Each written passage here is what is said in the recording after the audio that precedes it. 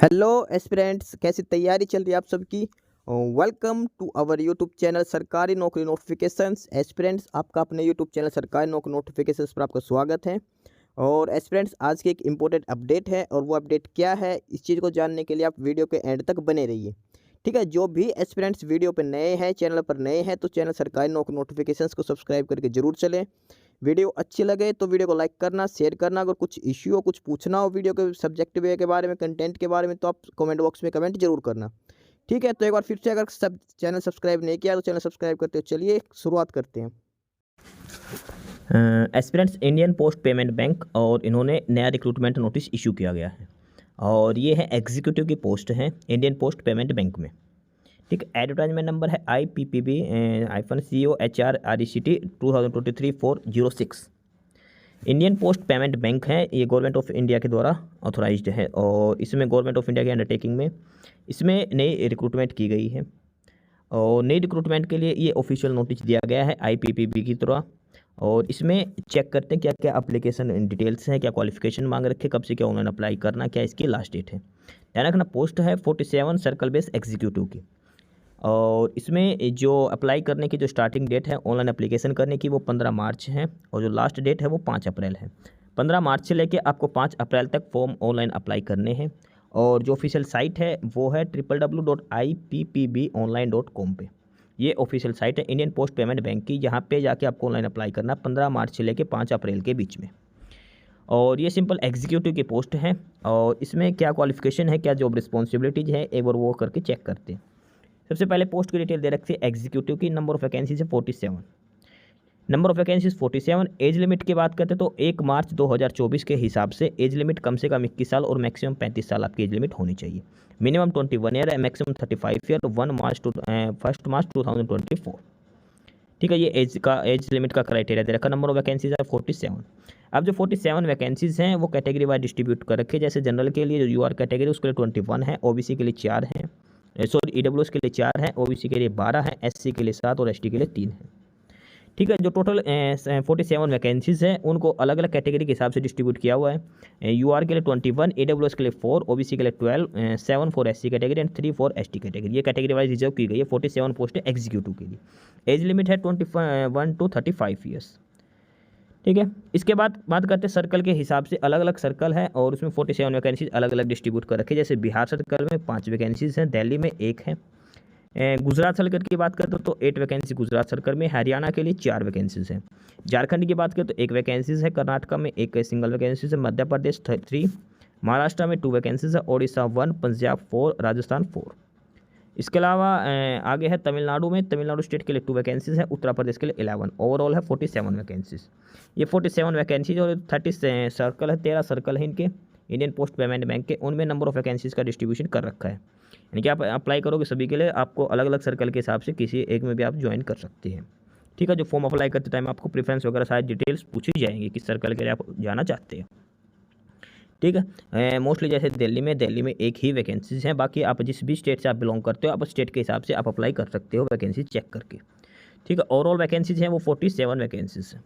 इसके अलावा इसमें एक चीज़ लिख रखी है, the candidate will have to apply for vacancy for 1 circle only. सिर्फ एक ही सर्कल के लिए अप्लाई कर सकते हैं, या तो आप दिल्ली के लिए अप्लाई कर सकते हैं, बिहार के लिए, राजस्थान के लिए, हरियाणा के लिए, उत्तर प्रदेश, किसी भी एक स्टेट या एक सर्कल के लिए अप्लाई कर सकते हो जो उन्होंने दे रखे 13 की लिस्ट है। ठीक है, और इसके बाद दिख रखा है candidate applying against vacancy of 1 circle will not be eligible to apply against circle of any other circle. जिस भी सर्कल के लिए आप अप्लाई कर दिए दूसरे सर्कल के लिए आप अप्लाई नहीं कर पाओगे। ठीक है, और मैं उसके बाद है कि merit list will be drawn circle. Circle के हिसाब से ही मेरिट लिस्ट लगेगी, हर सर्कल की अलग अलग मेरिट लिस्ट लगेगी, अलग अलग कट ऑफ जाएगी। ये भी इन्होंने क्लियर लिख रखा है। जो सिलेक्शन का जो क्राइटेरिया है उसके बेसिस पे जो मेरिट लिस्ट है वो हर सर्कल की अलग अलग दिखाई जाएगी। जो 13 सर्कल है, 13 सर्कल की अलग अलग मेरिट लिस्ट लगेगी। ध्यान रखना, बिहार वालों की अलग कट ऑफ लगेगी, दिल्ली वालों के अलग, गुजरात की अलग, हरियाणा के लिए अलग। इस हिसाब से जो 13 सर्कल बना रखे सभी की अलग अलग कट ऑफ लगेगी। ठीक है, अब बात करते हैं जॉब डिस्क्रिप्शन और मिनिमम एजुकेशन क्वालिफिकेशन की बात करते हैं। तो एजुकेशन क्वालिफिकेशन की बात करते हैं सबसे पहले, तो सिंपल इसमें ग्रेजुएशन मांग रखा है। Simple graduation based candidates apply कर सकते हो। सिंपल, कोई एक्सपीरियंस वगैरह कोई स्पेसिफिक क्वालिफिकेशन नहीं मांग रखी। सिंपल ग्रेजुएट कैंडिडेट्स किसी भी कंडीशन में आपने BA, BCom, BTech, BBA कुछ भी कर रखा हो आप अप्लाई कर सकते हो। उसके अलावा दिखा रखा है कि preference will candidate with MBA sales and marketing. ये प्रेफरेंस का है ऑप्शन, इसका कोई दिक्कत वाली बात नहीं है, सिंपल। अगर आपने ग्रेजुएशन कर रखी है तो आप फॉर्म अप्लाई कर सकते हो। ये लास्ट में सिलेक्शन के टाइम में अगर कोई दो कैंडिडेट सेम मार्क्स होते हैं, सेम कंडीशन पे होते हैं, तब MBA वाले को प्रेफरेंस दी जाएगी। ऐसा कुछ कोई दिक्कत वाली बात है नहीं इसमें, ठीक है। वर्क एक्सपीरियंस इसमें कुछ मांग नहीं रखा, सिंपल फ्रेशर कैंडिडेट्स ही अप्लाई कर सकते हैं इसमें।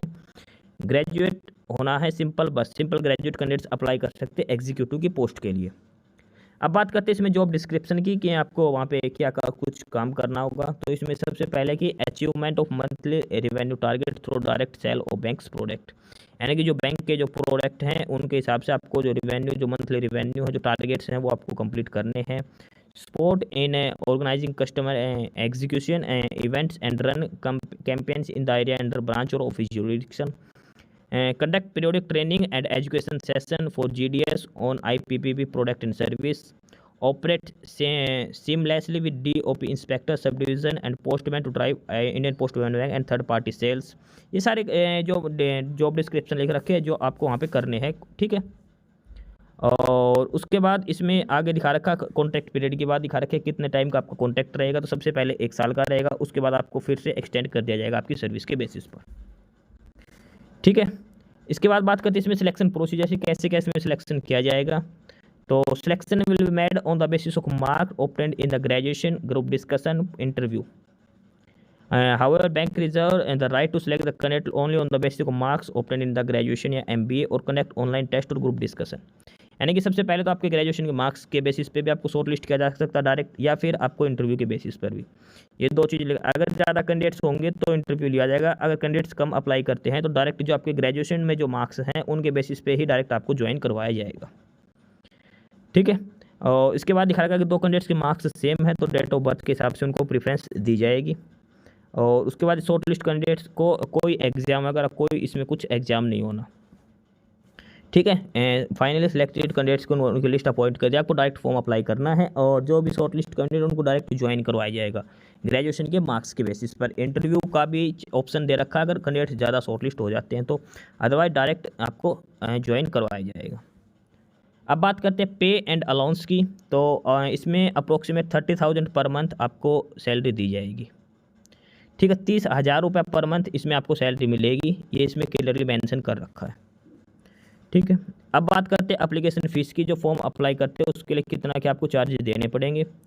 तो जो SC ST और पर्सन विद डिसेबिलिटी, जो हैंडीकैप कोटे की जो हैं उनको 150 रुपीज़ पे करना है, SC ST और पर्सन विद डिसेबिलिटीज़ को। उसके अलावा जो भी कैंडिडेट्स बचे गए जनरल, OBC, एक्स सर्विसमैन, उन सभी को 750 रुपये एप्लीकेशन फ़ीस देनी है।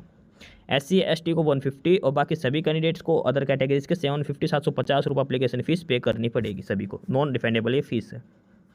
ये फॉर्म अप्लाई करते टाइम आपको ध्यान रखना है, ठीक है। ये बेसिक सी डिटेल्स दे रखी है इंडियन पोस्ट पेमेंट बैंक में जो रिक्रूटमेंट नोटिस है उस चीज़ के लिए।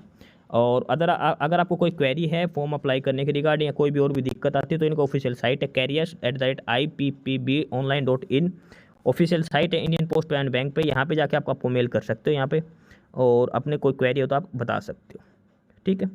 अब इन्होंने सर्कल के वाइज जो सर्कल दिखा रखे थे, जो 13 सर्कल थे उसमें दिखा रखी है कि ब्रांच कहाँ कहाँ के हैं और किस ब्रांच में कितनी वैकेंसीज है। हर ब्रांच की अलग अलग वैकेंसी दिखा रखी है। जैसे सबसे पहले बिहार स्टेट की बात करते हैं, बिहार में 5 वैकेंसीज थी और किस किस में है ब्रांच नेम, जैसे माधेपुरा, लक्सराई, आरा, बांका और बक्सर में। उसके बाद दिल्ली में है विकासपुरी, वहाँ पे है एक वैकेंसी। उसके बाद एक गुजरात स्टेट की दिखा रखी है, ब्रांच का नाम दिखा रखा है, किस किस ब्रांच में सर्कल के हिसाब से किस किस ब्रांच में वैकेंसीज हैं, ठीक है। और हर स्टेट जो सर्कल दिखा रखे थे उसमें हर जगह ब्रांच का नाम दिखा रखा और उसके सामने वैकेंसीज दिखा रखे किस ब्रांच में कितनी वैकेंसीज हैं, ठीक है। जैसे हरियाणा में है, हरियाणा में भिवानी में है, फतेहाबाद, नारनौल और कुरुक्षेत्र, 4 जगह पे 4 ब्रांचेज है जहाँ पे वैकेंसीज हैं। अगर अप्लाई करते हैं आप हरियाणा सर्कल से तो आपको इन 4 जगह में से कहीं पे भी एक आपको ड्यूटी मिलेगी। यानी कि जो सर्कल में जो ब्रांचेज दिखा रखी है तो उसी सर्कल में इन्हीं ब्रांचेज पे आपको ज्वाइनिंग मिलेगी कि कहीं भी एक पर, तो ये आपकी प्रेफरेंस पे डिपेंड करेगा, ठीक है। ये सारी डिटेल वाइज इन्होंने जो 47 ब्रांचेज है सभी की डिटेल दिखा रखी, किस किस स्टेट में किस किस सर्कल में कितनी ब्रांचेज में है, ठीक है। तो ये है डिटेल्ड नोटिस और ये सारी डिटेल्ड वैकेंसीज़ की डिटेल दिखा रखी किस किस स्टेट में कितनी वैकेंसीज़ का है। तो ये था इंडियन पोस्ट पेमेंट बैंक की तरफ से एग्जीक्यूटिव की पोस्ट है ये सिंपल। और ग्रेजुएशन बेस पे है, कोई एग्ज़ाम वगैरह इसमें कनेक्ट नहीं करवाया जाएगा, सिंपल ग्रेजुएशन बेसिक्स मार्क्स के बेसिस पे आपको फॉर्म अप्लाई करना और सिलेक्शन होगा। 15 मार्च से एप्लीकेशन स्टार्ट है और 5 अप्रैल इसकी लास्ट डेट है। सैलरी की बात करते हो 30,000 पर मंथ इसमें फिक्स सैलरी दी जाएगी। ठीक है, तो जो भी कैंडिडेट्स अप्लाई करना चाहते हैं तो इंडियन पोस्ट पेमेंट बैंक की जो ऑफिशियल साइट है www.ippb.online.com और इस पर जाके आपको ऑनलाइन अप्लाई करना है। ठीक है, इंडियन पोस्ट पेमेंट बैंक और ये गवर्नमेंट ऑफ इंडिया अंडरटेकिंग में है, ये ध्यान रखना, कोई प्राइवेट नहीं है, गवर्नमेंट ऑफ इंडिया की है। बाकी नई अपडेट नई इन्फॉर्मेशन के लिए आप हमारे यूट्यूब चैनल सरकारी नौकरी नोटिफिकेशन सब्सक्राइब जरूर करिए। और अगर कुछ इश्यू है, कुछ पूछना हो तो आप कमेंट बॉक्स में कमेंट करके, आपको जो भी इश्यू है किसी भी चीज़ के रिगार्डिंग, आप कमेंट बॉक्स में कमेंट करके पूछ सकते हैं। ठीक है, चैनल को सब्सक्राइब जरूर करें, वीडियो को लाइक करें, शेयर करिए, जुड़े रहिए हमारे साथ, मिलते रहेंगे नई अपडेट्स के साथ। तब तक के लिए बाय।